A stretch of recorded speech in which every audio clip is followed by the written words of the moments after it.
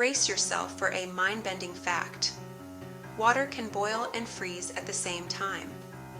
Sounds impossible, right? Welcome to the fascinating phenomenon known as the triple point. It's the precise temperature and pressure at which water exists in all three states, solid, liquid, and gas, simultaneously. At this exact moment, ice, water, and steam can coexist in perfect harmony. Crazy, but true. A temperature of 0.01 degrees Celsius and a pressure of 611.657 pascals.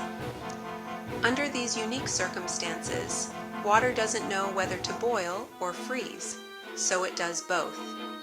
Imagine this. You're watching water in a vacuum chamber. As the pressure drops, you start to see ice forming, even as bubbles of steam rise from the surface. It's like a scientific magic trick, but it's all about the physics of phase transitions. Water can boil and freeze at the same time, known as the triple point.